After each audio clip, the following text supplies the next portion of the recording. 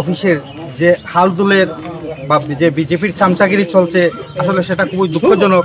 আজকে সারাটা দিন ধরে আমরা প্রথমে আমাদেরকে আজকে বলেন যে আজকে ওনারা আমাদেরকে সাইড দেবেন। আমরা জোলাই প্রায় 5 গাড়ি বালু, 5 টিপার বালু, প্রায় 5 টিপার কংক্রিট এবং 1 টিপার সিমেন্ট আমরা নিয়ে যাই ওখানে।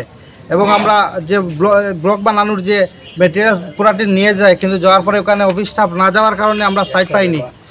প্রায় 100 খানেকের মতো আমরা লেবার নিয়ে গিয়েছি, কিন্তু সেখানে অফিসের সাথে যখন যোগাযোগ করলাম, এসডিও স্যার বলেন উনি নাকি অসুস্থ, এক্সিকিউটিভ স্যার ফোনও উঠান না। পরবর্তী সময় আমরা এলাম ফ্লাড কন্ট্রোল অফিসে, পশ্চিম বাজার, কৈলাসহর পশ্চিম বাজারে। সেখানে এসে দেখি অফিসের ডিভিশনে কেউ নেই, ডিভিশনটা তালা মারা। এখন আসলাম আমরা সাব ডিভিশন অফিস, এখানে কোনো অফিসার কেউ নেই। আমরা কোথায় গিয়ে দাঁড়াবো? বন্যা কবলিত এরিয়া আমাদের কৈলাসহর শহর, উত্তরাঞ্চল থেকে গোটা কৈলাসহর।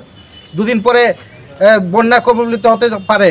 তাই আমাদের যদি এই কাজ করতে বাধা দেওয়া হয়, তাহলে কি করে কাজ করব? আমরা কি করে বন্যা কবলিত এরিয়ায় বন্যা নিয়ন্ত্রণে আসবে? গোটা কৈলাসহরবাসী তথা ত্রিপুরাবাসীর কাছে আমাদের এই প্রশ্ন রাখলাম। আমরা এই অফিসে আমরা চিঠি দিয়েছি আমাদের সাইট দেওয়ার জন্য। দেখবো আমরা কিছুদিন অপেক্ষা করে, যদি ওনারা সাইট না দেন তাহলে আমরা আইনি প্রক্রিয়ায় আমরা যেতে বাধ্য হব। ধন্যবাদ।